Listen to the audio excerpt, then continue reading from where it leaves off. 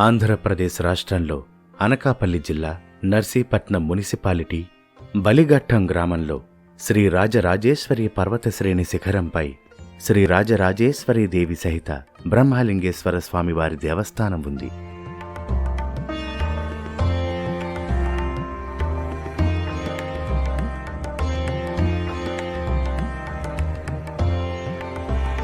ఈ దేవాలయం అతి పురాతనమైనది. కృతయుగంలో రాక్షసరాజైన బలిచక్రవర్తి ఒక యజ్ఞాన్ని త్రిశూల పర్వత ప్రాంతంపై చేయటానికి సంకల్పించారు. తన ఇష్టదైవమైన పరమేశ్వరుణ్ణి ఇచ్చట ప్రతిష్ఠించ తలపెట్టి సృష్టికర్త విధాత అయిన బ్రహ్మను గురించి తపస్సు చేయగా బ్రహ్మ ప్రత్యక్షమై బలిచక్రవర్తి తపస్సు మేరకు శివలింగాన్ని ప్రతిష్ఠ చేశారు. బ్రహ్మదేవునిచే ప్రతిష్ఠించబడటం వల్ల ఇక్కడుండే స్వామివారికి శ్రీ బ్రహ్మలింగేశ్వర స్వామి అనే నామం సార్థకమైంది.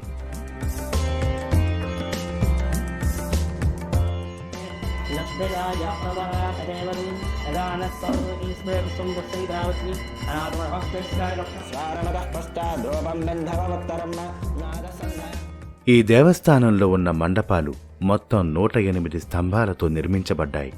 ఈ స్తంభాలు ఒకదానితో ఒకటి పోలిక లేకుండా వేరువేరు ఆకృతులతో చోళుల కాలంలో పునర్నిర్మించబడ్డాయి. బలిచక్రవర్తి యజ్ఞం చేసిన ప్రదేశం కావటంతో ఈ ప్రాంతంలో సహజ సిద్ధమైన విభూతి గనులు ఉంటాయి. వీటిని ఆనాటి హోమకుండములుగా చెప్పుకుంటారు. బలిచక్రవర్తి యజ్ఞం చేసిన ప్రాంతంలో ఘట్టము అనగా యజ్ఞము అని అర్థం. బలిచక్రవర్తి యజ్ఞం చేసిన స్థలం అవ్వటం వల్ల ఈ ప్రాంతానికి బలిఘట్టం అనే పేరు ఏర్పడిందని పురాణం.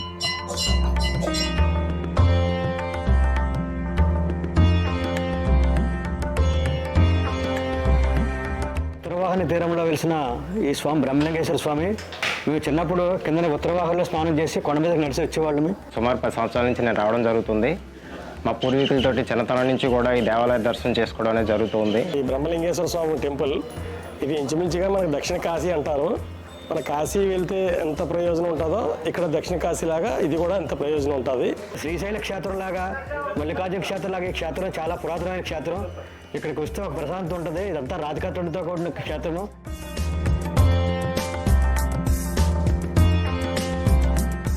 శ్రీ బ్రహ్మలింగేశ్వర స్వామివారి నిత్యాభిషేకానికి నీటి కొరకు హిందూ మహారాజు తపస్సు చేయగా విష్ణుమూర్తి వరాహ రూపంతో నదిని సృష్టించినందున ఈ నది వరాహ నదిగా పిలువబడుతుంది. ఈ నది కొంతమేర ఉత్తర దిశగా ప్రవహించుట వల్ల ఉత్తర వాహినిగా పేరు వచ్చింది. ఈ పవిత్ర నదిలో స్నానం చేయగా అన్ని పాపాలు తొలగిపోతాయని భక్తుల నమ్మకం. ఈ పర్వత శ్రేణిలో 3 పర్వతాలు త్రిశూల ఆకృతిలో వరుసగా ఉండటం వల్ల శివలింగం త్రిశూల పర్వతాలకు అభిముఖంగా అనగా పశ్చిమాభిముఖంగా ప్రతిష్ఠించబడింది. శ్రీ బ్రహ్మలింగేశ్వర స్వామివారి ఆలయం ఉత్తర భారతదేశంలో ఉన్న కాశీలో శ్రీ విశ్వేశ్వర స్వామివారి ఆలయం వలె పశ్చిమాభిముఖంగా ఉన్నందున ఆలయము దక్షిణ కాశీగా పేరుగాంచింది. ఇప్పటి శివలింగం స్ఫటికశిలతో ఏర్పడి ఉండటంతో స్వామివారి దర్శనం బహుశోభాయమానంగా ఉంటుంది. మా పూర్వీకుల నుంచి కూడా ఇక్కడ ఈ ప్రాంతానికి మేము తరచుగా రావడం జరుగుతూ ఉంది. మా తాతగారి దగ్గర నుంచి కూడా ఈ ప్రాంతానికి మేము కనుమ పండుగ రోజు, శివరాత్రి రోజు, కార్తీక మాసం పుణ్యదినాల్లో కూడా ఇక్కడికి ఈ ప్రాంతానికి రావడం జరుగుతూ ఉండేది. అన్ని దేవాలయాల కంటే ముందు ఉందని చెప్పేసి ఇక్కడ స్థల పురాణం చెప్తుంది. దీని వెనకాలన ఈ గుడికి వెనక భాగంలోని ఒక ఆశ్రమం కూడా ఇక్కడ ఉంది. దాన్ని నాయనగారి ఆశ్రమం అని చెప్పి ఇక్కడ పిలువబడుతూ ఉంటుంది. ఇక్కడ మా తాతగారి కాలంలో ఆ గురువుగారు ఇక్కడికి రావడం జరిగింది. ఆయన ఇక్కడ నిత్యం కూడా ఈ బ్రహ్మలింగేశ్వర స్వామిని ఆరాధించుకుంటూ ఆయన క్రియాయోగ సాధన ద్వారా తను చివరి దశలో తన ప్రాణాలని సహస్రారం ద్వారా విడిచిపెట్టడం ఇక్కడ ప్రాంతవాసులందరూ కూడా దర్శించడం జరిగింది. అటువంటి మోక్షానికి కూడా అర్హతని సంపాదించుకోవడానికి ఈ స్థలం ఎంతో విశిష్టమైనదిగా మనం తెలుసుకోవడం జరుగుతుంది. మా చిన్నప్పటి నుండి కూడా నాకు ఇప్పుడు 50 సంవత్సరాలు పై దాటాయి. అప్పటి నుండి కూడా మేము ఈ దేవాలయానికి రావడం జరుగుతుంది.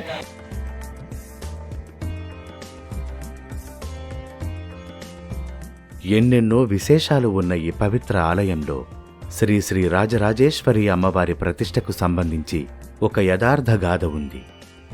క్రీస్తు శకం 1840 నుండి 50 ప్రాంతంలో విజయనగర వాస్తవ్యులు అప్పటి నర్సీపట్నం తహసీల్దార్ గారైన శ్రీ సూకురు రామదాసు దంపతులు ఒక మహాశివరాత్రి సందర్భంగా లింగోద్భవ కాలంలో శ్రీ స్వామివారిని తన కుటుంబ సభ్యులతో కలిసి దర్శించి తిరిగి స్వగృహమునకు వెళ్ళగా యవ్వనవతి అయిన తన కుమార్తె కాలం చేయటంతో జరిగిన సంఘటనకు ఆయన కుటుంబం బాధలో ఉన్నారు. ఒకరోజు తహసీల్దార్ రామదాసు గారి కలలో స్వామివారు కనిపించి, నా పార్వతి అంశతో జన్మించిన నీ కుమార్తెను నా భార్యగా స్వీకరించాను. శ్రీ రాజరాజేశ్వరి అమ్మవారి పేరున విగ్రహ ప్రతిష్ఠ గావించమని తహసీల్దారు గారికి కలలో ఆదేశించారు. ఆ విధంగా తహసీల్దారు గారు అమ్మవారి విగ్రహాన్ని ప్రతిష్ఠించి కార్తీక శుద్ధ ఏకాదశి నాడు శ్రీ బ్రహ్మలింగేశ్వర స్వామివారికి, శ్రీ రాజరాజేశ్వరి అమ్మవారికి కళ్యాణం జరిపించేవారు. అప్పటి నుండి ఈ ప్రాంతంలో ప్రతి సంవత్సరం కార్తీక శుద్ధ ఏకాదశి పర్వదినం నాడు పురాతన శివపార్వతుల ఉత్సవ విగ్రహాలతో శ్రీ స్వామివారి కళ్యాణోత్సవం, తిరువీధి ఉత్సవం జరపడం సాంప్రదాయమయ్యింది. గత ఏడాది నుండి ఈ పర్వత శ్రేణిలో సూదికొండపై అరుణాచలం మాదిరిగా అఖండ జ్యోతిని వెలిగిస్తున్నారు. ఇంత మహా చరిత్ర గల ఈ పవిత్ర ఆలయాన్ని దర్శించి శ్రీ రాజరాజేశ్వరీ దేవి సమేత బ్రహ్మలింగేశ్వర స్వామివారి కృపను పొంది ఆనందంగా జీవించండి.